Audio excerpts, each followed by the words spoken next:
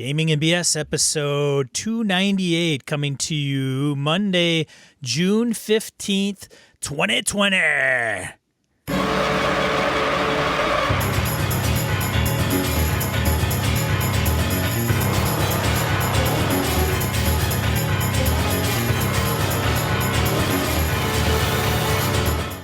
Welcome to Gaming and BS, a tabletop RPG podcast. I'm Sean. And I'm Brett, the other guy. How you doing, folks? Glad to have you all here. Get any gaming in, Sean? I did. I played some BX on Sunday morn. Yeah? Who you running? Hobbs you running? Who Scott was doing? Hubs from Was he? Hubs Hubs and and OSR Friends. pals. Yes. Hubs and the OSR pals. Mr. Nice. Patron of the show. Was it Jason good? Hobbs. Was it a good time? It was a good time. The plot thickens, as we say. There's a so I came in a session late, and I was in a pit, and I was en route to check on my sister in a town where I have not heard from her in some time. And Okay. En route, I got captured and thrown in a pit, and the party came. They bust you out? They busted me out. Awesome. They knew me, like I had been with them prior. I got separated from them. So they. Oh, nice. Okay, so they had a, other than, oh, hey, Yes. guess what? New PC, better save Charlie. Like, oh, no, we know Charlie. Yes. Better get Charlie out of the pit. So in the first session, so that was it. And we kind of cleared out like a little bit of a little keep, and then kind of rescued some prisoners, and I single-handedly defeated a monster. Nice. Like, literally, man, I think I missed once, and I did all the damage to the monster. And yeah. And I'm a rogue thief, and like first level. And you normally can't roll for shit. I can't roll for shit, and I kicked its ass. And so then we decided to go into town, and I say, hey, I got to talk to my sister. And then we met this constable asshole, and we think like there's a cult, and then there's stuff going on. And so now, we go to the graveyard. There's a secret entrance in the graveyard that we find, and there's a house off to the side of the graveyard that's not occupied, but the door is trapped. A chest is trapped, and then there's a body laying under the floorboards in lie. And with the clues in the house, it's essentially like we could deduct that it's some type of assassin, right? That the person's dead by a garret. Yep. And there's poison being used. And so now that's where it's left off. So I think what's happening is that the town is being kind of warped. Like people are being fed propaganda and Okay. some people are like, I'm sure there's a cult in town, and Nice. yeah, Some sort of horrible religious something or other. Yeah. So that's it. Yeah, that's what I did. You play this weekend, Brett? Not this weekend. Last week, Tuesday, I had my Avalon game with my home crew. It's amazing what people forget is going on. Yeah. Like I may have mentioned this before, and I'm like, at the end of it, I'm like, I think it's funny that you guys, there's two Penangalon horrible, floating head vampires in the neighborhood. Yeah, we'll deal with that when we get to it. I'm like, you'll deal with it when you get to it. Oh my God. What I thought was like the bad guy. Yeah, they kind of care, kind of don't. That's interesting. Lot of, oh my God, this. Oh wow, that did tie to that. Holy shit, that. Oh yeah, the dungeon we tried to go into session 1. Fuck, that's where the bad guy's hiding. Oh, well, not the bad guy, but another bad guy. And it's just great. Just tons of pressure and lots of stuff going on. The clocks I've set like every timer could get my hands on running. So we'll see what happens. They've got a really big plan to do something drastic and massive and violent, which is going to be a blast. What could if they possibly pull it go off. wrong?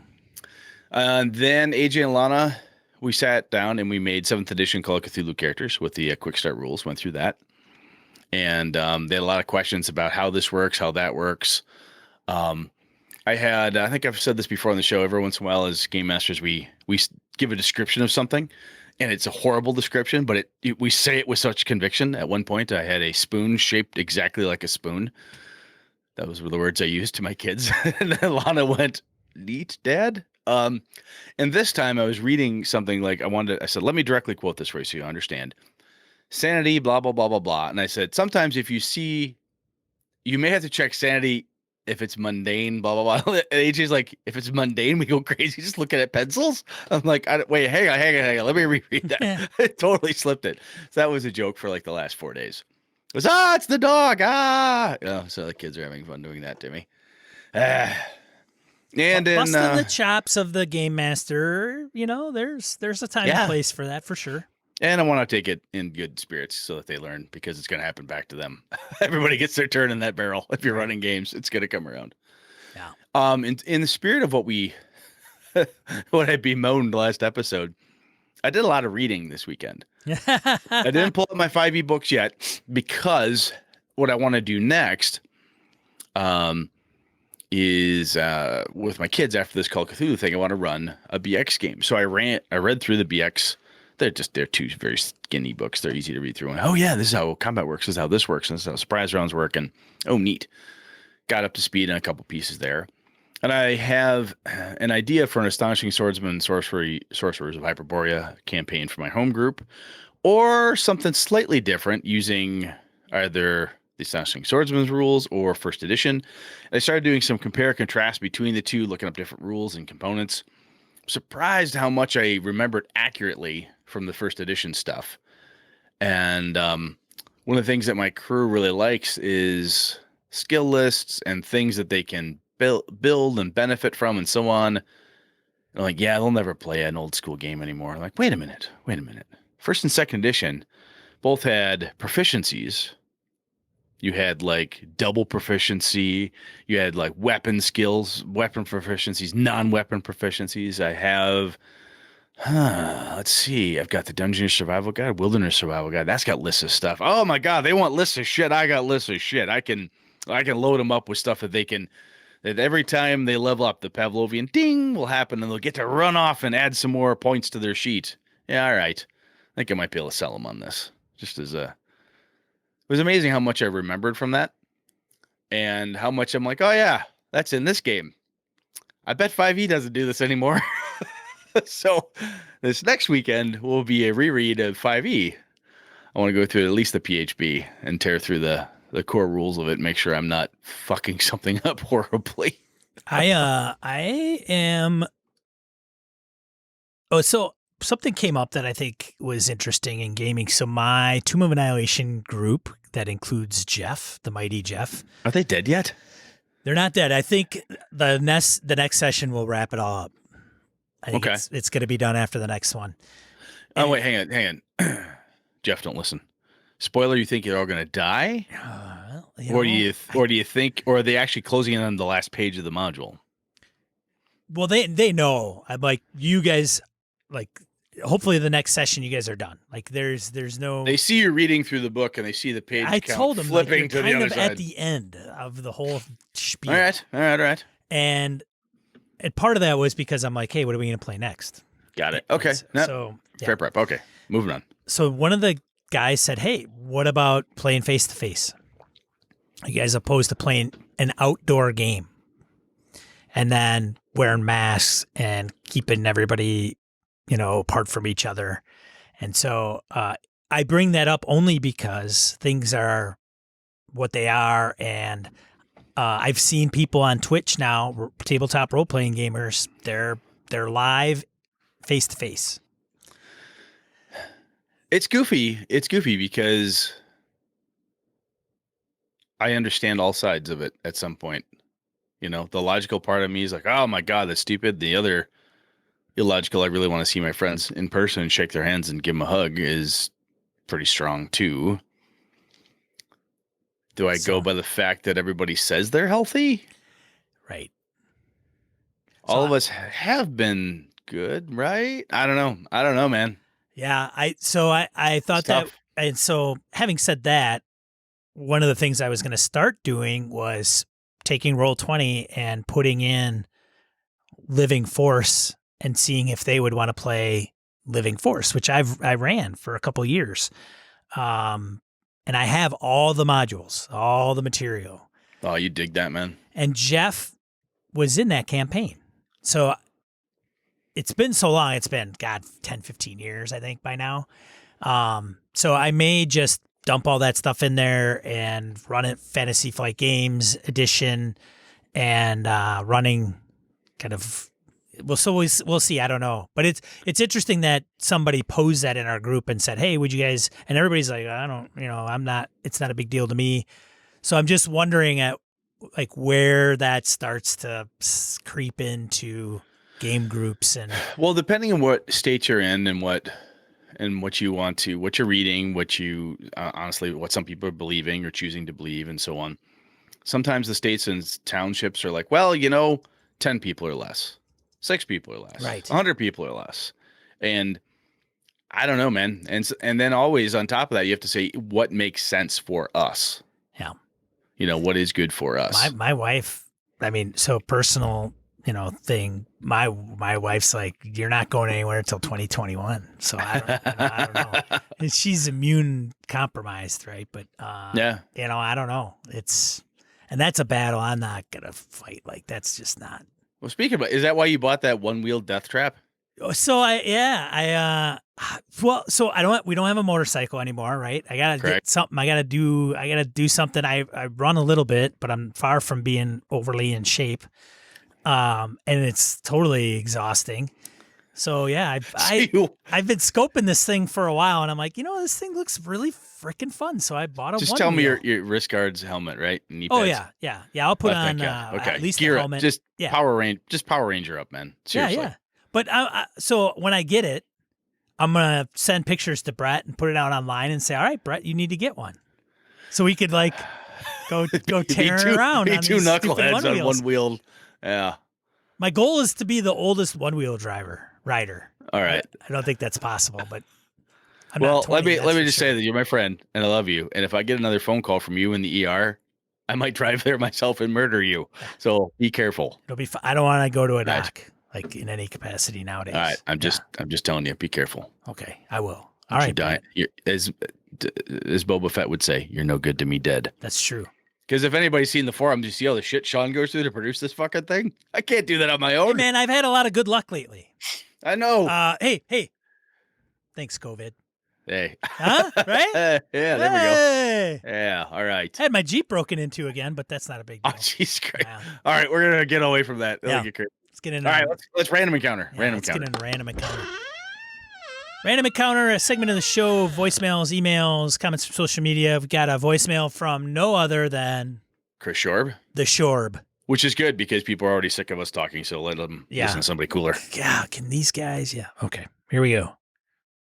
Brett, Sean, it's Chris Shorb calling in after the most recent episode, which was, I don't even remember what it was titled, but it was a great episode. First thing, Sean, you probably heard about it. Actually, you know what? I'll just send it to the forum. I'll send you a DM on the forum. But I really wanted to talk about what Brett got all depressed, and I didn't think it was a reason for depression. I thought it was actually an incredible revelation. I've always wondered about homebrew rules, but like, why do people have to homebrew the rules? You bought a game, it's got a set of rules and procedures, play that game. But I even do that homebrewing, and sometimes it's like you guys found out with 5e. Like we've been doing this delayed turn thing from 4e where you get to move down in the initiative, and then someone finally read the actual ready to action rules and realized we were doing it totally wrong. That's just one of many examples, just like you guys have cited. But what I really liked was Brett realizing that it's his gaming style that's influencing why he creates house rules. And I think that is such a great self-reflective realization. And I started to think about, okay, what is my gaming style? And in what ways does that influence how I alter or change procedures and rules in the course of a role-play game that I'm running? And so I think that that's a whole episode on what is your gaming style, how to figure out your gaming style, and then knowing that, how does that influence how you, in turn, run a game and how you talk to people about your game so that they are aware of, what to expect based on your style as a GM. I don't know. I thought that was just a great episode, great realization, a great episode topic for future. Thanks. Hi, guys. Yeah. Thanks, Chris, as always. I never thought about it quite like that when I said that little piece there, but Chris, that's going to Hopper. Actually, that might be next week's, man. That's pretty cool. I mean, just thinking about, and we've talked about this before, sometimes self-reflection is really important. And, which is why I'm like, God damn. And it was kind of depressing for me. Like, fuck, I thought I knew what I was doing. And that's when I went, oh, Jesus Christ, I have no idea what I'm doing. Which, honestly, anybody who's doing a creative hobby or a creative endeavor of any kind, and gaming is definitely creative, you have these moments of doubt, like, Christ, what did I do wrong this time? Or I can't believe I have been doing blah backwards or whatever. Yeah, I think that's definitely worth looking into. I think people should talk about it, think about it, because it's more than, yeah, in Brett's game, characters die, man. Oh boy, he does this, that, or the other thing. Oh, Sean doesn't like rolling these dice, so he always makes you do it, or whatever. I mean, those are quirks. We talk about like a game master's quirk, or a thing they like to do, a trick they've learned, or Brett always stands when he runs and he gesticulates wildly and jumps around, which is a thing I do. If you ever see me in a con, it's a thing I do. Oh, that's Brett's style. That's an affectation tacked on to the style, you know. So it's kind of like, Sean's got the pompadour hair usually when he's going out in public. That's an affectation onto the style that is Sean, right? Yeah. I don't think that carries over to my play though. My hair is much more neater than the way I play a role playing game. But that's a style thing, right? We've talked about that. Good player, bad player, what we like, what we don't like. I think it's this is a cool topic, Chris. Thank you. I appreciate that you gathered something out of my depression, my bummed outness there, and pulled a little nugget out. So thanks, man. That was cool. Thank you, Chris, as always. So I'll read the next one since this is a correction on me. And this is what drove me nuts on the last episode where I was like, God, man. Oh, did it? Yeah. So Michael Dinos, as he vehemently yells at his podcatcher that Sean could not for the life of him think of what game publisher puts out some of these kick-ass games. Free League, right? They're the ones that do Tales from the Loop. They've done some of the other ones. So he says, Alien, Mutant Year Zero, Tales from the Loop, Forbidden Lands, and several others are published by Swedish publisher Free League. Not Modiphius, although Modiphius does do retail distribution. That's where I got confused. Yes. There's a lot of those, not wacky, but these little partnerships that are connected in there. Yes. I forget. Yes. Good. Same here, obviously. So I've been a huge fan of Free League products for many years now since Mutant Year Zero was translated to English. Their products are absolutely fantastic, and everyone should have a couple FL products on their bookshelves. And no, I do not work for them. It was annoying me all episode 297. That's all. Overall, y'all do a great job, but it's Free League. Congrats on hitting 298. A gameable moment. New York Post reading of Mayan calendar suggests end of the world is next week. He puts in a link to that. I did see that. I think Wayne Humfleet shared that out around Facebook too. I saw it where somebody went, "Hey, it looks like that 2012 thing. We can't do math, and it should actually be like next week or something." Oh, that's why not? After the new age starts, are you starting at episode 1 or episode 299? He says. So I just threw that out there because it was driving me crazy and I could not remember Free League. And I was like, so there, proof that somebody's going, oh my God, that's Free League. Say Free League. Say Free League. Free League. Say it, Sean. I know it's right there. Free League. Oh, I got it right in. Once again, just further proof that BSers are smarter than BS. All right. Thank you very much, Michael. Yes. Over to Edwin, writes in on Focus, back to old school DM and DM Kojo. I teach engineering. Over the past few years, I've had the great fortune to co-teach with an excellent English professor. One of the more important ideas he brought to me is that at any one time, a student can either focus on how he is writing or what he is writing. On how or what. Oh, nice. If we want students to write about difficult subjects, the students need an opportunity to think about the subject deeply without worrying about writing. Bullet points, outlines, thought diagrams, etc. All serve this purpose. Conversely, we want students to write well. It's most effective if they can write about something they know well. This brings about the old argument about how to construct a sandwich. Very true. Only after a student has done both separately should we ask the student to do them at the same time. Recently, I had the revelation that I've been coming to think of myself as a teacher rather than an engineer. I spend more time thinking about how to teach than how to engineer. Most of the topics I teach I know inside and out, although I too occasionally have to reread the rules. This allows me to focus on how best to present them. A game master has to think simultaneously about how to present the game, narrative, beats, pulling focus, etc., and the game itself, the mechanics. We can't learn both at the same time any more than a student can learn to write while learning about deconstructionist theology. Brett was prepping for a COC game with his kids and focused on the rules. Brett doesn't have to think about timing, voices, etc. for a game with his kids, at least not for this game with his kids. He's focused on the rules. We use his existing narrative abilities without trying to improve them. Sean has been talking about his mothership game. His focus has been on applying pressure, when, how much. He's focusing on how to present the game and not on increasing his mastery of the game.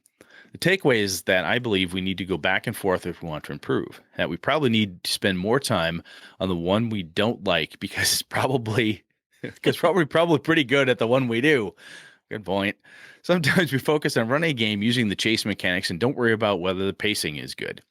Other sessions we focus on cranking up the tension and let the rules slide. After doing each separately enough times, we can run a high tension chase using the rules. Kisses, keep it simple, stupid. Edwin. That's good stuff, man. I've had a number of different conversations with Edwin over the years. In person, we've been fortunate enough to have him at GameholeCon. Super great guy. I crying out loud, every BSer I've ever met has been awesome. But I like this. I like this thought. It is interesting how, yeah, it's kind of like, can you do both at the same time? Probably not up front.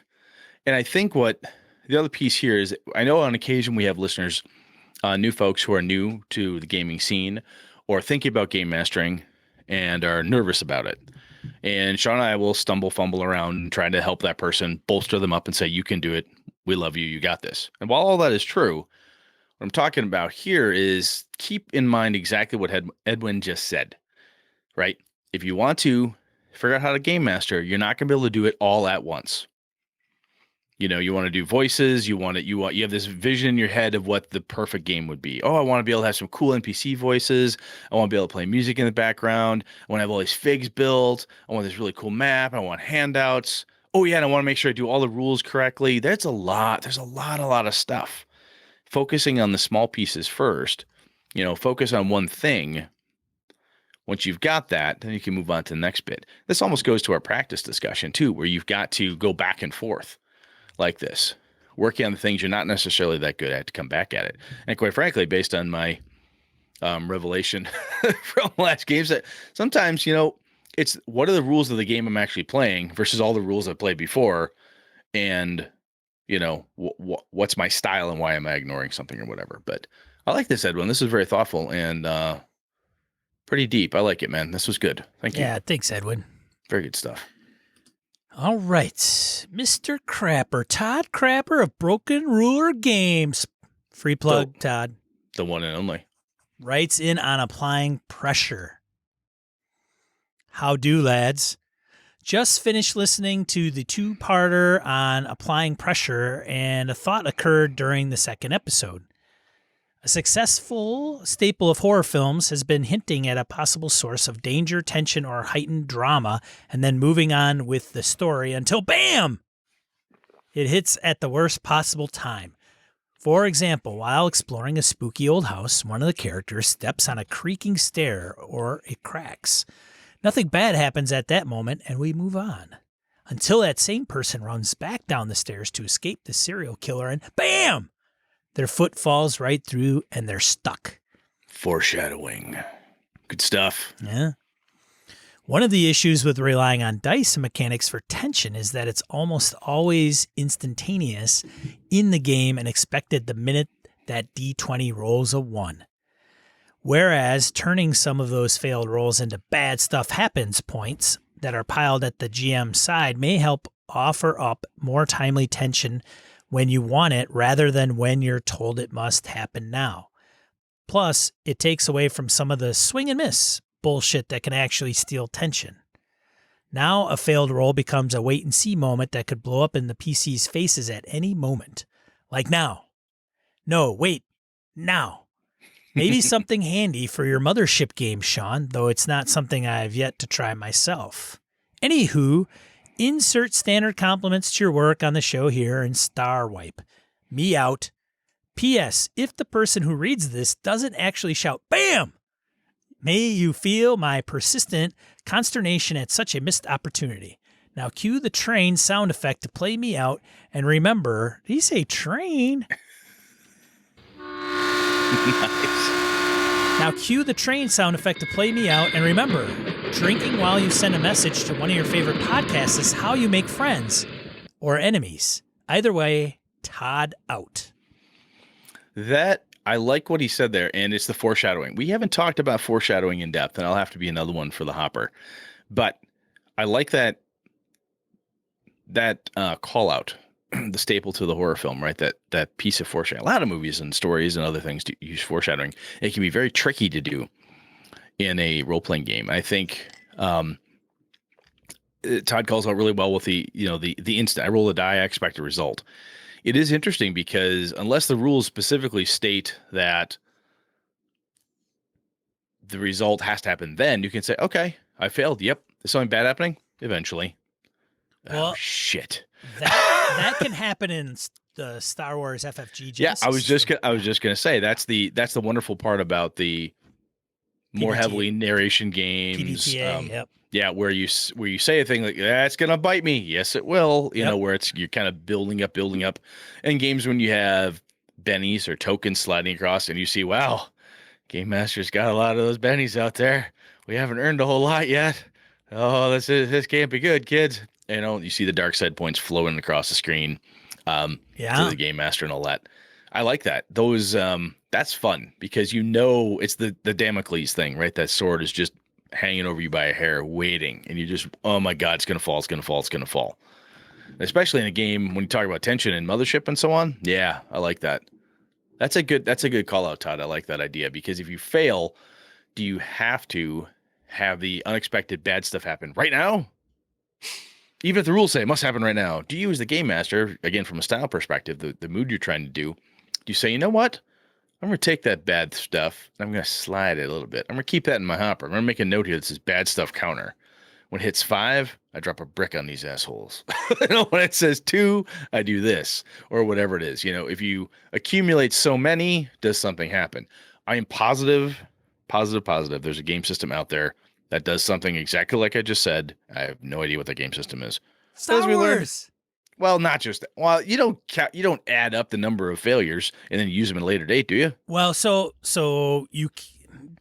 the Destiny pool goes back and forth. Okay, so yes, that's that seen component. that. But aside from that, Brett, one thing that because you haven't run that game, so one of the things that can occur, I can't run the game when I'm standing on the ship. We know that there's not enough action on the ship to. So when you roll a threat, because the players do much of the rolling in that game, correct, and you succeed on the check. Okay, so you succeed. So, say for example, Brett's the pilot in Star Wars. We've established that long-standing rule. Brett is pilot in Star Wars. And Brett is going to dock in Cloud City, and his papers may be out of order, but he's going to try to fake the funk anyway. He makes a roll. He succeeds in getting through the check. Right? Yep. You bribe the people to allow you to land, but you have a threat. So as a game master, got it right. Yep, you're cleared to land. Brett lands. I get to keep that threat as a game master. Now, I could implement that threat right there and then if I wanted to. But I wouldn't say good, but a different game master may say, I've got that threat. And Brett could say, oh, shit. And just sit there and I go, yep, I got it. So it'll happen eventually. He goes, gets the authorization and lands, air quotes authorization, and lands. But that threat is going to come and bite him in the ass, which means maybe there's somebody that's standing there and goes, well, does his code check out? Well, no. It's an old code, sir, but we're going to allow it. Right. But in this case, it would be no, his code's no good. And it traces back to this. And that person says, oh, I don't want to run them off right now. So give them the clearance to land. Yeah, because I got a phone call to make to Mr. Hutt. Yeah, or whoever, Yeah. and then You know we're what I'm going to saying? get them out of the ship Yeah. on the land, and then we're going to surround them. And then we'll take the deal. Yeah. In the Star Wars FFG and Genesis system, specifically, those are, but a good game master should use that moment in time to actually threaten the character. And it can be down the road, but it should be based on that. Based on the event. The event, yes. Yeah, I guess what I'm saying is that the idea of tallying up a certain number of failures and then using them at some given point within that session, I think there's a nearness or a distance between failure and the threat occurring, where the foreshadow happens and then the smack occurs, whatever that is. That impact has to happen within a reasonable amount of time, because you're like, well, 3 sessions ago, you guys had 5 threats. I finally decided right now during the big climactic battle, y'all fucked, because here's 16 blah. That's a little not quite the same. Right. I like what you're talking about, though. That's pretty cool. Yeah. Very cool. Thank you, Todd. Good stuff, man. Yeah, Todd, thanks. Bam. Bam, bam, bam, bam, bam. All right. Charlie emails us back in November 2019. I wrote an email to the show asking for tips on helping friends get into RPGs. Then meaning to provide a follow-up email. I have a friend who likes gaming, but he has had some apprehension about playing a tabletop RPG like 5th edition. I ran a one-shot for him and some other friends, which ended up lasting 2 sessions. The first session was a little rough, but he got into his character by the second session. By the end of the second session, he was having enough fun to commit to having me run a longer campaign for the whole group. I've been running a campaign based upon the Ghost of Saltmarsh book, and everyone is really enjoying it. Strangely enough, my friend is very comfortable using Roll20, even more so than I am. I think he likes the ease of just clicking a button and having the dice roll for him and add the appropriate modifiers. He's an IT guy by profession, and he can program macros and do all sorts of things that I can't. Dude, my friends are doing this to me all the time. My Roll20 game. This got me thinking how the pandemic could possibly usher in a wave of new players to a hobby via playing on virtual tabletops. While I prefer playing in person, I have no objections to any arrangement that gets new players into gaming and enjoying themselves. Listening to your podcast, good Lord, apparently not listening to me mispronounce every word you've got here, Charlie, sorry. Listening to your podcast helps me become a better game master, and I'm very grateful for that. Now to address the elephant in the room, the status of Jeff's Paladin. One of Jeff's coworkers and Jeff texts me after gaming sessions to report his Paladin is still alive. This leads me to 2 obvious conclusions. Either A, Jeff is too talented a role player, and Sean is unable to kill him off due to Jeff's superior skills, or B, Sean has grown so attached to Jeff's Paladin, he's unwilling to kill something he loves.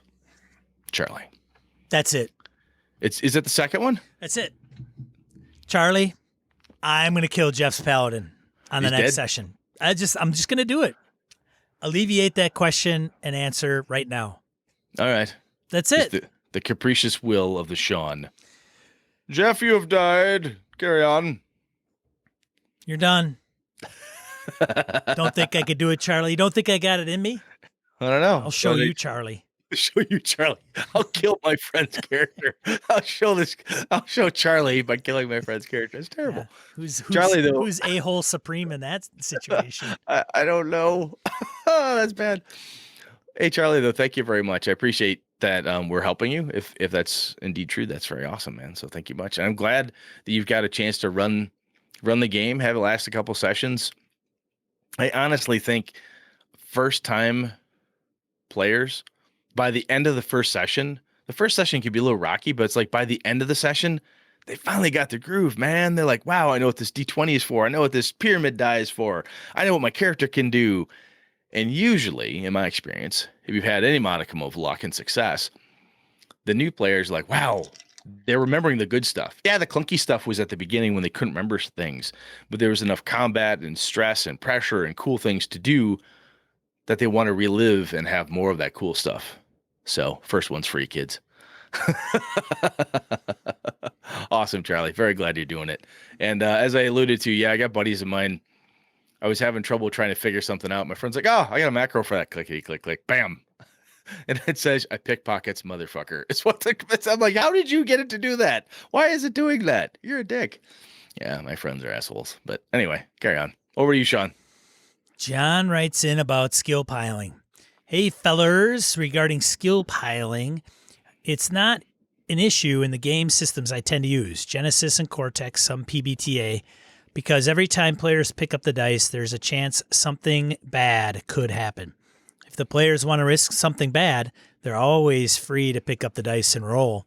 And if there's no real chance of something bad, I don't make them roll. I just give them what they're trying to get. Pax, John. There's a succinct. It is short and succinct. And John, one of the things I like about Genesis and going to the Star Wars thing that I've had a chance to play, and the little bit of PBT I've had, is when you roll the dice, the possibility of something bad narratively happening and that it's there. There is no, I failed. I didn't find the widget. The what's it remained hidden. I couldn't pick the lock, move on. That type of failure in that game is incredibly uninteresting, and nobody does it. In D&D, we talk about it in newer editions of the game. If I'm remembering my 5e correctly, it even talks about, hey, you don't have to roll for everything all the time forever ad infinitum. But I think that that's a core piece of those games, that when you're doing that thing, and somebody picks up the dice to roll, everyone goes, hold on. Dave rolled dice. All right, Dave.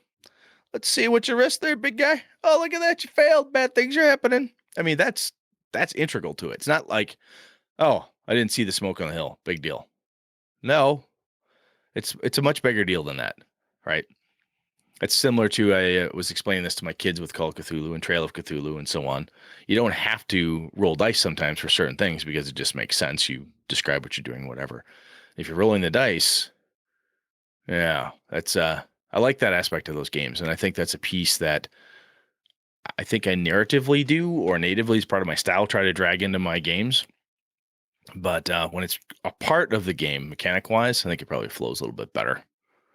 Good stuff, though, John. Thank you. Short and punchy. I like it. Yeah, thanks, John. All right. Angela writes in about one campaign being different from another. Hey, Brett and Sean, I'm back. Haha. Getting myself caught up on episodes and want to comment on running the same campaign for different groups. Angela's great people. Good to hear from her. Yeah, I hope she's doing well. I think I'm friends with her on Facebook. But yeah, it's good to hear from her. Yeah, it is. I do agree that running a con game for one shot or multiple groups is different, but it's a good practice for GMs to do. It teaches you which hooks work the way you expect and the way they don't, along with how different players handle different things. As you said, though, with a campaign, the further you get into it, the more it's going to diverge from what happened with the previous group. Your prepared material is going to become less and less useful if you don't have a way to account for Group B going a completely different direction than Group A. I recently revived a short campaign in exactly this way. It was Knights Black Agents campaign I did for some online friends a few years ago. When the pandemic hit, we all had to switch to gaming online. My friend that had been GMing had to bow out because he worked for the county health department and wasn't going to have the bandwidth to prep his game anymore. Oh, Lord. So I dug this game out of the archives and offered to run it. Excuse me. First couple of sessions went about the same between the groups. Sent in to check on a group of agents that failed to check in. Both groups sussed out clues, reacted to about the same to the video footage of a monster murdering people, tracked down a kidnapped agent to a warehouse. Warehouse fight was almost the same, but things started to diverge. By the time they got to the third session, both groups were at the same location, Vienna State Opera House, but things were wildly different. Fourth session wasn't even recognizable between the two games. It was a good gap filler for my gaming group, but I'm not sure I will try and revive a campaign like that again, Ange. Huh. So she's going back to the campaign episode that we talked about, where running one campaign and expecting that to be similar to the running it again is usually not going to happen. And I think what's interesting, the fact that Ange pulled that out, like, hey, I have a campaign, I can run this thing, I know it really well, we can run it. And her being as good a game master as she's like, oh, you did something different, you diverged, should just shift, right? Should just slide over, move, groove, figure things out. And I think sometimes if you have two good groups that you're doing this with and you're having fun doing it, it can be interesting sometimes to see, I wonder if this will happen. I wonder if you almost get to, because you know, quote unquote, what should happen based on what happened before. And now it's like this retelling of that story. It's kind of like the first time somebody watches your favorite movie, reads a really cool book, and you're waiting for them to tell you when they get to chapter 5, when the reveal happens. So, did you find out who so-and-so is yet? What do you mean? Oh, nothing, nothing. Come tell you want to talk to me when you find that out, and that's pretty cool. So I think that's kind of cool. I think that would be the reason to bring it out is I would have two really good groups I was super tight with. I'm like, you know what? I'm going to pull this out. Two different crews. Let's see how this variation of the story goes, right? Is it the Rankin and Bass version of The Hobbit, or is it Peter Jackson's 3-movie What the Fuck of The Hobbit? You know, hard to say. Thank you, Ange. Good to hear from you again. Yeah, thanks, Ange. All right, we're gonna do this main topic or what, man? Let's do it. I think we can finally get to one today. Finally get to it. Main topic. All right. So what we wanted to talk about last time was the implementation about counting gear, rations, and so on. And we had previous episode, we had some people write in about some really good options and game systems that did stuff. The Black Hack. We'll call that out again just as kind of a, hey, if you haven't checked it out, it's cheap. It's on drive-through. Go through our affiliate link. Get yourself a copy and see how you like it. One of the things that we talked about, and this is kind of a, let's assume you've got the crew in. Excuse me. The crew says, all right, we're going to do this. The game group wants to do it. They want to track some stuff. They want to keep track of things. The game master thinks it'll be cool. It's an exploration. All the right reasons are there. You've got the buy-in. Now it's going to come down to the execution, because if this execution goes for shit, they'll just shit can it. That's what's going to happen, right? So one way, kind of the traditional way, at least in my opinion, how I always did it, Sean, maybe you did it this way too, was if you have arrows, food, and whatever, every time you shoot an arrow, go tick. Roll to see if you collect your arrow. Every time you throw a sling stone, gone. Every time you break a sword, mark it off. Every time you sleep, you track. It can be basically the player does their own bookkeeping. That's how you did it as well back in the day? Yeah. I don't think I ever kept track of anything of the player characters unless it was something that it was an item that they took that had something special about it. I would list it. Yeah, Brett has cursed sword. Jeff has potion of poison, thinks it's healing, waiting for Paladin to drink it. And hasn't identified it, Or they get like key or something like that. Like, oh, we get a key. And I'm like, okay, I got to note where that's to and what it's in reference to. So when they say, hey, I pull out that key we got 3 months ago, does it fit? And then you go, what room did you get that from? Right. Yeah. So one of the ways that the game master helps in that regard is when the day goes by, and we're talking rations, food, water, and so forth. If the players are indeed keeping track of on their own, is you say, okay, that's a day. Make sure you mark off. That's the thing to say, because sometimes we all get distracted. We all lose track of what's what. Somebody doesn't mark it off, and somebody's like, oh, we only got 3 days worth of food left. And Brett goes, I got 5 days. What the fuck? Dude, is it 5 or 4? Should it be 4? Have I marked off one too many? Then you're backtracking, pain in the ass. Oh, I thought you were going to go to wait a minute, you got 5 days. You bastard, you've been stealing food. How am I going to get your food, man? So I guess where I'm coming from is that if the players are tracking that component, on my side, if you want to kind of go old school, what I've always taken on the burden as a GM then is I track the calendar. If whatever the fantasy days are, or if it's the space days or whatever, it's been 1 moon unit, 16 star days, 1, space calendar day, what the fuck ever. Don't know, don't care. Monday, Tuesday, Wednesday. I track that. So I keep a running tally in my notes, in the spreadsheet, however I choose to do it, but I keep that and I update it physically every time. All right, mark this. And that way I can see how it's gone. When I keep track of the first time I ran an Avalon campaign, I have a calendar for my Avalon setting, and I would say day whatever, month of this, year of the rat, or whatever time period it was, year of the griffin or whatnot, and we would go through, and I would put the notes up in the wiki we were using, day 3, day 4, day 5, and just bits and pieces. And the new Avalon campaign, I forgot like a dumbass to pick a day, but I've just gone session, and roll 20. Say session 1 notes, 2, 3. We've played 8 sessions, so there's 8 notes. And each session is approximately a day, about 24 hours worth of in-game time.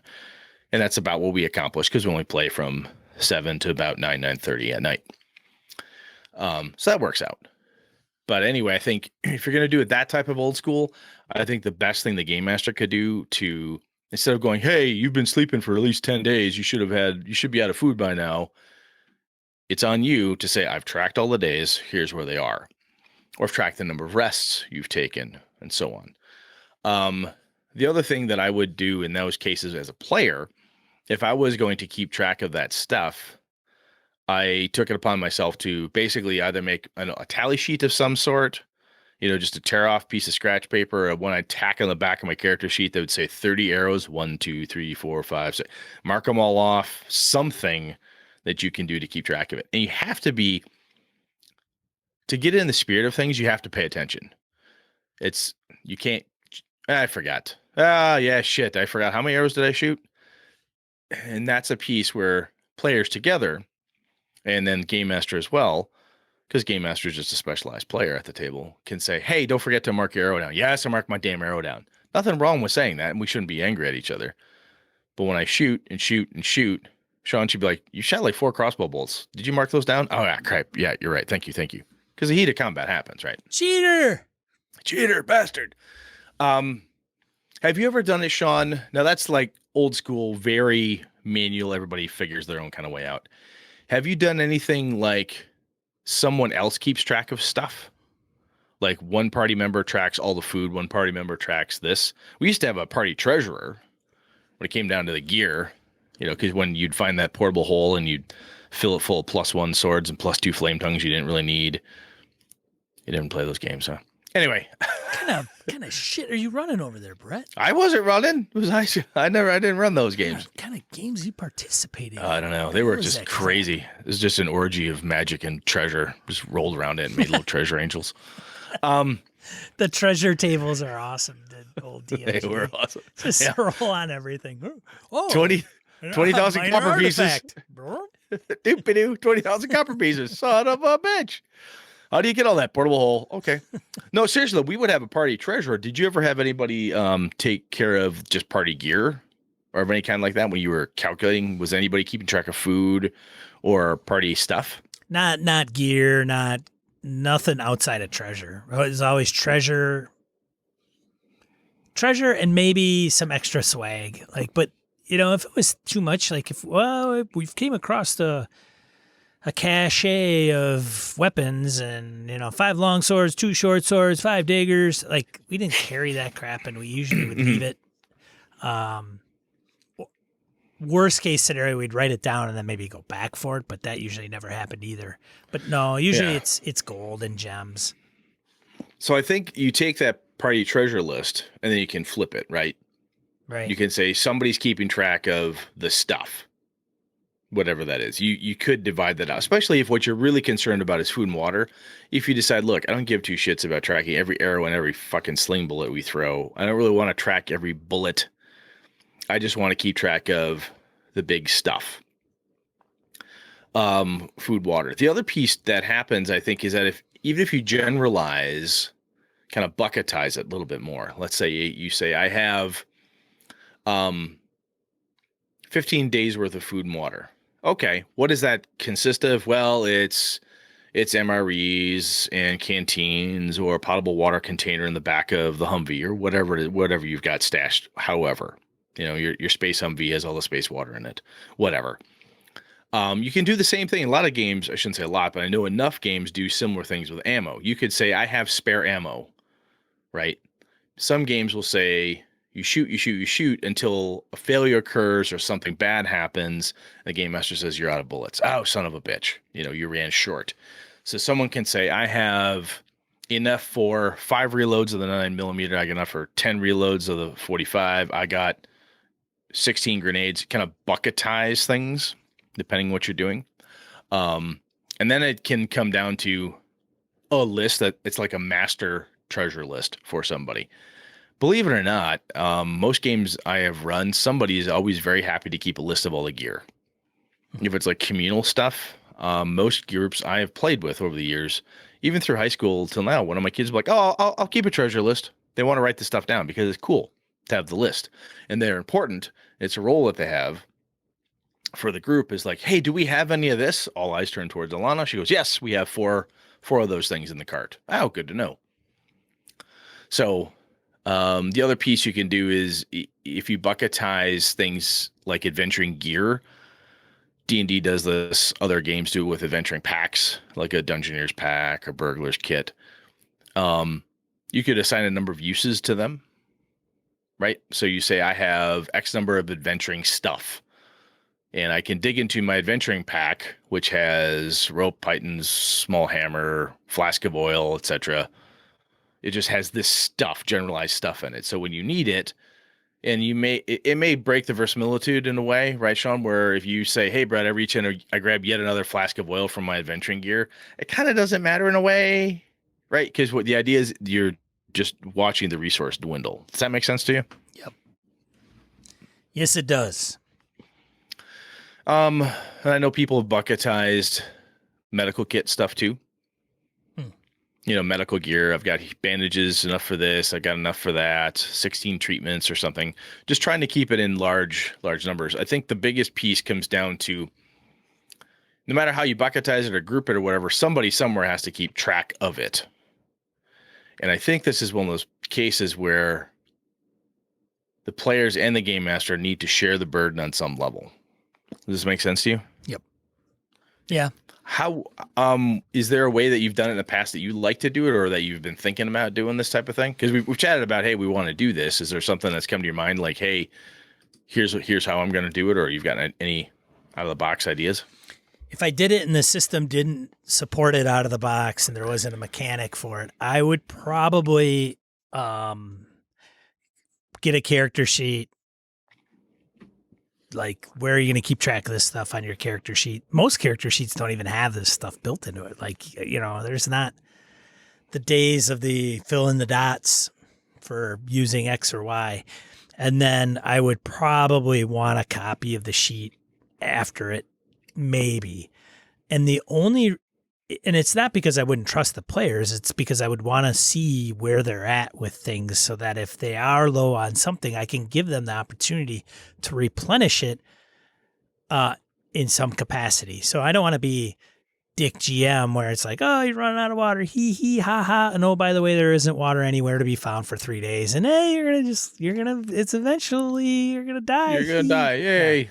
So it would be more or less say, hey, you realize or you understand, or, the weather, it starts to rain and you can now, oh God, it's raining. Okay. We need to collect some water somehow so that we don't dehydrate ourselves and die of dehydration. So it would be only for that reason. And that would maybe how I'd go about doing it. One other way you could do it in this spirit of what we're talking about is you could give people, like, they could have index cards, or you can get item cards, and that's kind of the deal. And that's what you have. And you want to eat some food, you put in a food card or whatever, and you're keeping track, and you actually have a tangible thing that you're tactile. Yeah, you could turn that into, we talked about in the Black Hack, you've got dice, right? So you use something, you might go down a dice step, like from a D8 to a D6 to a 4 and then gone. You could do it in the Benny's poker chips perspective. Everybody has 16 of these, and when you're done, you're out of food and water. Oh, neat. When you go to the Oasis, it gives you tick, tick, tick. Oh, I got 3 more foods and waters. Neat. That's doable. You could get even more noodly and have, 1 for food, 1 for water, so on and so forth. But having a tactile thing like that, the other thing that would do, I like the idea of the cards too, because when you see a stack of a thing and you're holding it in your hand, it's like, if you have played the board games, the card games that are very resource intensive, you're holding 2 of a thing. You're like, oh my God, there's 3 more rounds left. I don't know if I can make it. That says something. And it's harder to ignore something like that. That's the tchotchke at the table, right? The piece of kit that sits there and glares at you and says, hi, I'm the only, white dice on the table, which you're using to measure how much food and water you have. And there's only 2 of us, and you're 5 days out. So I think that's actually pretty cool. I get less worried about the type of gaming unit I've been talking about in this venue, or it's not venue, in this mode, is more around survival and just keeping track of food and some of those necessities and so on. I think having that stuff on the table would actually be pretty interesting, because it would add a visual representation, kind of like the block, the Jenga type tower for Dread, right? This visual representation of a thing that's going to happen eventually if you don't take care of it in some way, shape, or form. How am I going to deal with this thing? Because you're just watching it go down, you know. It'd be interesting. It would be kind of fun if you had a 3D printer or whatever. Yeah, like some people do. And you printed up little, not chips necessarily, but like miniature, like if you like small leg of chicken, well, and maybe not a leg of chicken, but you would have like a platter, and on that platter you would have like a tankard of ale, a big like mutton chop or whatever, and you would have that on there, and that's like one ration. And then you take all those and you put it in a little pouch, like a dice bag. Yeah. And then you go, here, players, like this is your stuff. And then as they go, well, I'm going to go to the market, I'm going to buy some rations. You go, great, how much are you going to get? And you're like, well, I'm going to maybe a week's worth. Sounds good. It's going to be 10 gold, 5 gold, whatever. All right. And then you give them those little chits and they put it in a little pouch, and then they're shuffling that around. And I say that specifically in that format. I mean, yes, you could do poker chips, but to me, it's not the same. Like it would be, hey, if you have, I don't know, arrows, you'd have little like toothpicks.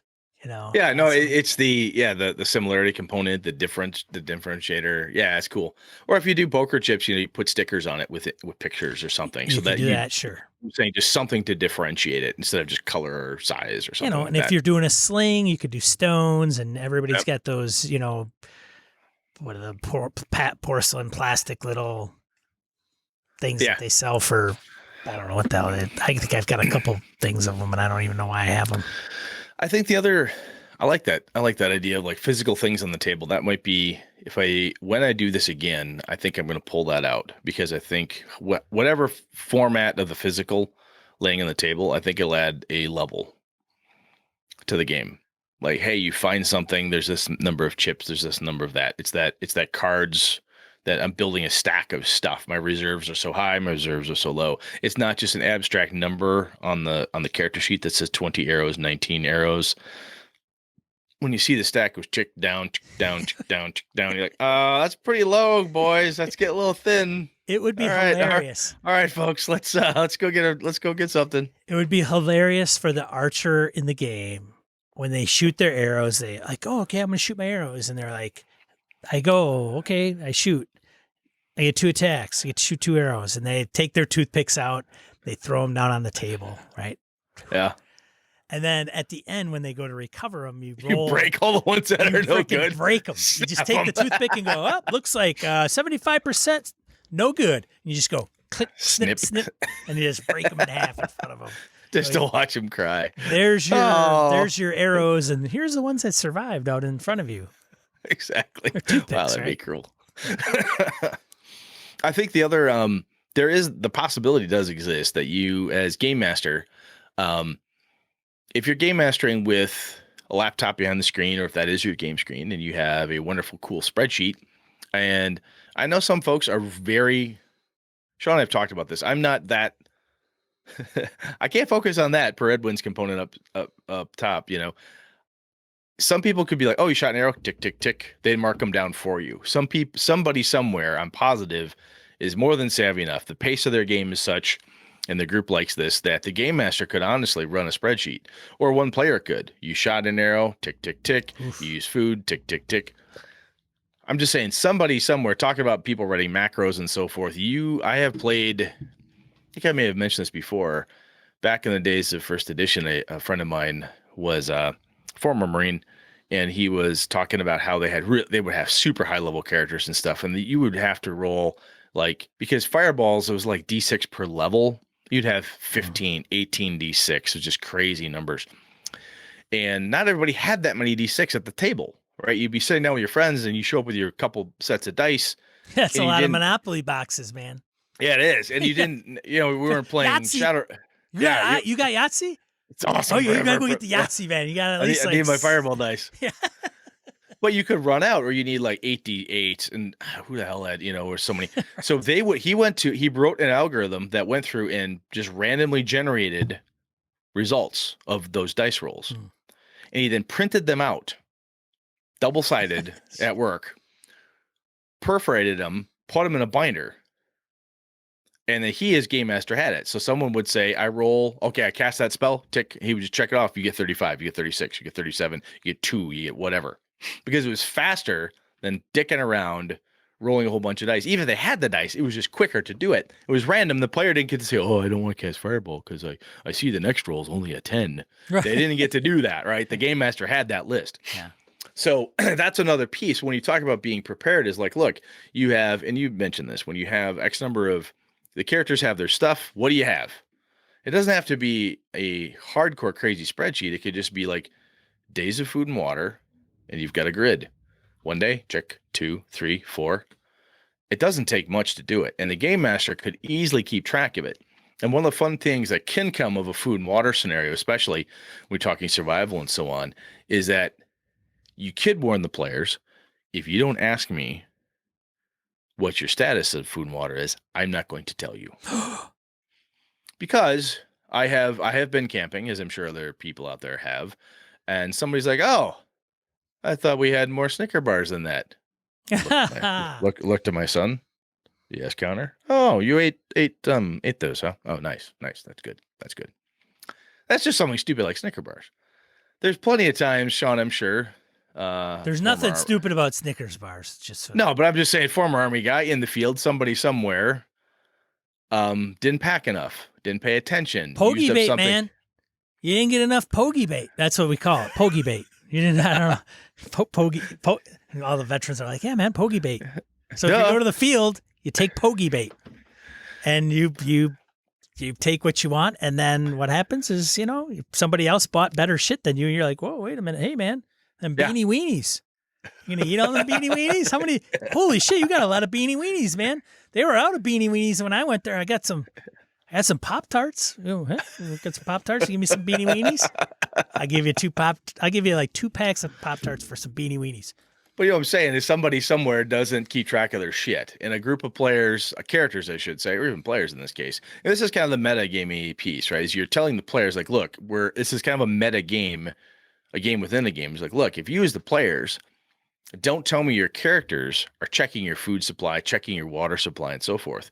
The other thing that allows us to do, we talked about this last session, is if the game master has the chart and he rolls a random encounter at night and he gets rats or he gets chipmunks, or he gets raccoons, and the players get up, they clean their stuff up, bit of mess, whatever, okay, deal with it. Or sometimes somebody steals the food. Depending where you're at. Monkey comes in, monkey takes the ration and leaves. Some other smart critter comes in, a fey creature comes in and takes half your water. Why? Because it's a fucking fey creature and they're assholes. It steals the water. You could be doing damage, quote unquote, ticking things off the list, the number of uses, and the players may not recognize if they don't have their characters go back and check. So that could be another cool format, right? Where having the physical stacks in front of you, I think, is pretty cool. It adds a little more extra to the game as opposed to, which is one of the things I like about the black hack idea of a die sitting on your character sheet and then changing the die. It's a physical reminder of what's going on. But having kind of the hidden list, and there could be an argument where you put a mark on there that says, look, when they're at half, the pack is noticeably lighter. When you're at a quarter, the pack is way lighter, right? If anybody's humped a whole bunch of gear around before, at a certain point, walking out of the bush is a hell of a lot lighter than going into the bush usually because you're way down on food. Food is heavy. It's bulky as shit. No matter how tight and how freeze-dried you get it. Anyway, so that's just another aspect, another thing you could do that I think could be kind of fun. Players have to get in on it. And again, that's getting to more of a buckety level than it is the individual 1 arrow, 1 food, 16 chicken legs, 5 French fries. You could get crazy anal on this stuff. I think there's a sweet spot to it because what we're trying to do is have an environment, a story, a game that's about survival and impacts and so on. And it shouldn't, at least for me anyway, it wouldn't be all about how many you know, 3 fletched arrows do I have compared to the 4 fletched arrows? I really don't give a shit. You know, that makes sense. It does, and I think part of that too is going back to the game master, maybe. So even on the other end of them not keeping track of that stuff and having the game master just really kind of wing it, then you have to have buy-ins from the players that, hey, you thought you had 3 canteens of water, now you're down to like half of a canteen. Yeah, because there's a hole in one. You punctured it. Hole in one, somebody stole it, or, Mhm. I'm going to keep, even if they're not keeping track of that stuff, right? So maybe you're just playing a game like I am where I haven't established hey, you got to keep track of your shit, or, that otherwise you're going to have other decisions to make. But I think even just saying like, okay, Jeff, you've been out in the jungle for a month, and you got 1 day of water or 2 days. You got to be realistic, because then somebody's going to go, "Well, did I know this like a week ago or 3 days ago?" Right? You mean I have no food? I've been humping. Yeah. I've been humping a month Come on, worth of man. food, so Yeah. it's gone. Yeah. I wouldn't know this ahead of time. So there's part of it though that I think there is a component of that with game masters, and I think most are pretty good. Like, hey, you are 2 days in, you have half a day worth of food. Mm. Just letting you know. Oh, okay. You want to continue or you want to go back? Oh shit. If you go back to what Todd and John mentioned in our listener feedback earlier, I mean, bad stuff happening. This goes right to your and my discussion just a little bit ago around. So there's a threat. What's the threat? Right. The threat is in the middle of the fight, you ruin some food. You crush the water bladder. Your camelback is punctured by the knife. It doesn't cut you, but it cuts your backpack, which has your camelback in it. And now you look like you pissed yourself. But hey, guess what? Unless you're going to suck the water out of your sweaty BDUs, you have no water, kid. Ah, shit. I think, excuse me, the other way from like a keeping track of things perspective is you doing it that way, kind of bucketing again, but narratively speaking. And it still falls within you only have about, right? And when you're using words to describe it, that's where we as game masters get to bring out our like, well, you think you might, if you stretch it, you maybe 3 days, but really no more than 2. I mean, if you went short commons and double timed it, you get there, but really tired after 3 days. Oh, fuck. All right, we're going to push it. They're making a decision based on the narration you just gave them that they're going to push it. And they know if they get delayed or whatever, you can say, well, remember what I said? You have a point of stress. You're fatigued, whatever that mechanic is. Then you get to layer that sucker in there. And I think that type of tracking can be more attractive to people who don't want to have the individual spreadsheets and have the ticket counters, or even have that pre-sheet behind or the stack of whatever in front of them. But saying, okay, you have about a week's, I think you still need to, at some way or another, you need to keep some concept of time. Gary How many Gygax days? believes Yes. Yeah, that's the thing. Like, Yeah. Well, no, what I can't. Hi Gygaxian. I'll paraphrase. No campaign is of any good unless you've got a strict record of time. Right. What it comes down to is like that's survival. If I just read that actually in the DMG, in the first ed DMG, and it's kind of in context, in the context of keeping track of the stuff. Yeah. Because you've got all this shit and you got to take care of it in some way. So I think if nothing else, having the calendar that say you've slept 4 nights, you slept 3 nights, keep track of that at a minimum, at least as game master, which isn't all that hard to do. Nights, 1, 2, 3, 4, 5, and how many days to get to the ship, how many days to get to the desert island, whatever it is. And you can say, look, guys, it was supposed to be 7 days, but you've dicked around and you got lost, waylaid, and that pack of Wookiees that kicked your ass and took half your food. Yeah, you're pretty short now. Ah, Christ, yeah, you're right. If you wait to the last second, like you said, Sean, it's too late. Oh, you're out of food now. That's a dick move. Yeah. Don't do that. Yeah. It's getting short. It's getting short. You're out of food. You asshole. I told you for the last 3 sessions you were getting low on food. So I think that may be kind of the not necessarily easiest, but something it's a less bookkeepy format of it. And I like the other piece of all this. And we'll run a little long here, so I'll keep it a little bit, try to keep it short if I can. But I like the idea of those narrative things happening, the bad stuff occurring, whatever happens, something happens to you. So, D&D terms, he hits you with a critical. The desert orc leaps out, hits you critical damage.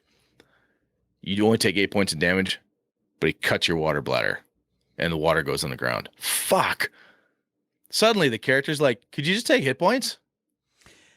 That's a thing. Could you just take some hit points off me, kids? I got 20 of those. I'm down to my last water. You asked. I think that's a thing we don't do enough. Like, okay, I'm not. You know what? I'm gonna do my damnedest in this 3-session campaign or the next 3 sessions not to inflict a single point of damage, but I am gonna make their lives miserable. That's my usual campaign style, man. Well, and that's good, right? Like, it's just different. It's a different, and I don't do it all. I'm joking. I don't do it all the time. Get into combat. You take the bag baddie smashes down and your shield's crushed. Like, you don't take any damage. Nope. Shield. No more shield. There are old school days. There was Sunder and Breaking, not older school, I should say. Pathfinder, first edition order. It had it. It's not old, but it's a game, first edition version of that. There were other special moves and stuff. One of the things that I like to do in that regard, then we're totally getting off track here. Yeah. But when I hit you, especially when it's going to kill you or take you down, I've started doing this more and more in my games to say, are you willing to give me something? And I'll let you stay up. What? No, I'm not telling you what. You're going to give me something. Well, it depends. All right, then you're going down because I don't have time to wait for that. All right, fine. Take something. Your sword shatters. Ah, shit. Yep, but you're still alive. I have no weapon, asshole. Hey, but you're up. You can do something. You're still alive. You're still breathing. The beast hits you, tears your breastplate off. Son of a. You're alive. Look at the damage I did, dude. Look at these dice. See these dice? This killed you 4 times over. All right, I'll lose my plate mail. I'm just pissed. Yeah, I know. Hey. Yeah. I think it's worth doing. And if you're still resources to some degree. Yeah, and if you're going to do that, I think that's where this type of thing with the food and water, if you're going to impact it in some way, that's another good narrative way to kind of mess with it. But I think, so we talked about a number of different ways to track it. We alluded to, or I shouldn't say alluded to, we said specifically like the Black Hack, and we alluded to other games that have other mechanics out there. But there's like the physical stack of chips, chits, specialized tokens and stuff at the table. People can see it, cards. You can see the physical stuff that you're dwindling your resources. Secret list where everybody just kind of writes secret, right? Where everybody just writes it all down, tracks it. There has to be some good back and forth. At bare minimum, the game master and player should be keeping track of number of days worth of food and, a number of days gone, how much food and water you would have eaten. The secret little list the DM keeps where you can do damage against that list where creatures and things destroy and whatnot. And this other idea that we talked about here at the tail end, which I think is actually a little more fun. It's a little bit faster paced than it is checking lists all the time. But I think all of those ideas have their place, and a lot of it comes down to getting the buy-in.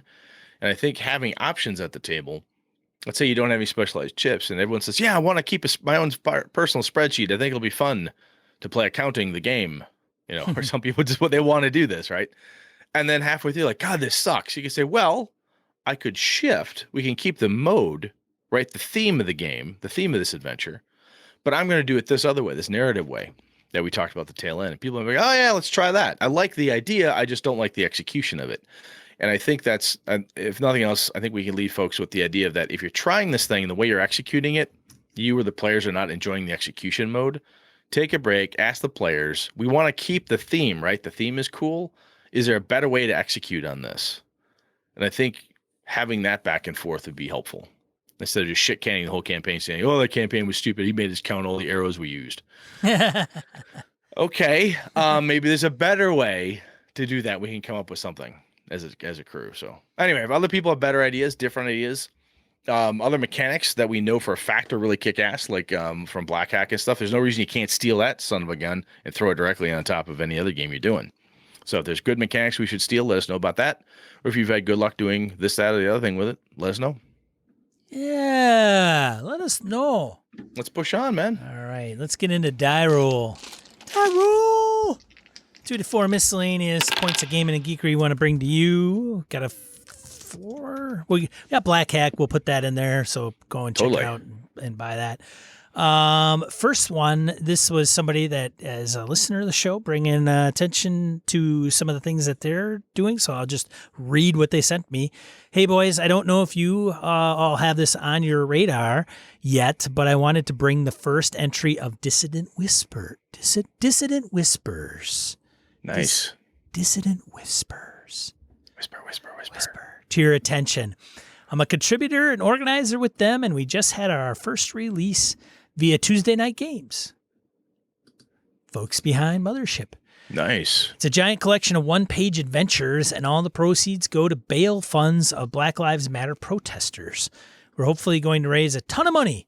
Would be cool if it showed up on your die roll segment or wherever. I'd be happy to answer any questions. Thanks, guys. David Coslow.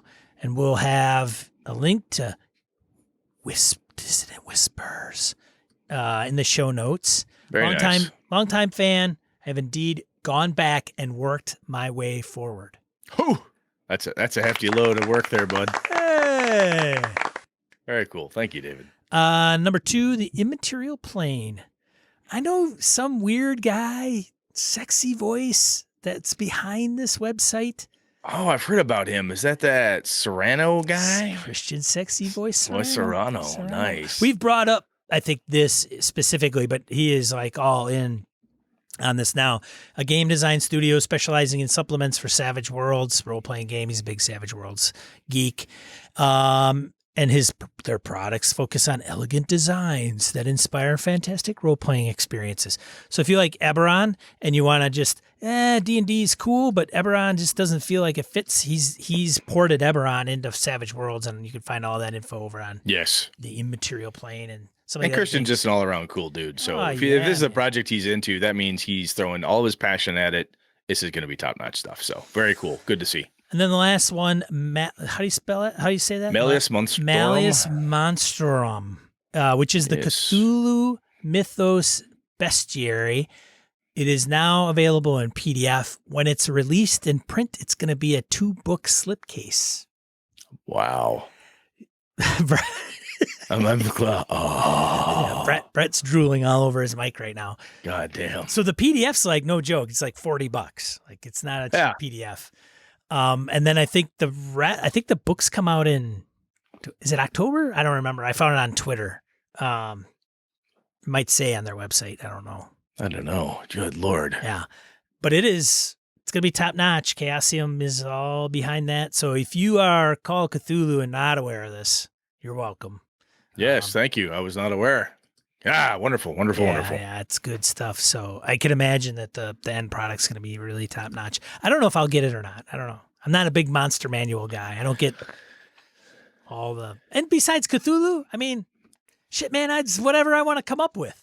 It can be, yeah. There's unless you're playing with people that were like, oh, that's totally Yog-Sothoth or whatever. Oh, that's Yig. Oh my God, that's the father of serpents. What? Oh, no, that's Starspawn's Cthulhu, you fool. Oh, sorry, my apologies. But that's all we had. So next week, Brett, what are we talking about? We're talking about style, man. We're gonna talk about that gaming style. I like it. It's a damn good idea. So we're gonna take that directly from Mr. Shorb and roll it into a topic for next week. Because Brett has style. Oh, well, Sean's got more style. You can tell by the hair usually. Hey, thanks for everybody that's tuning in. If you want to see this live, we stream Monday nights at 8 p.m. Central Time on Twitch. Otherwise, we'll put this up on YouTube. Thanks for everybody subscribing to the podcast and tuning in live, actually. We appreciate it. Otherwise, I'm Sean. I'm Brett. Good night. Good game and all.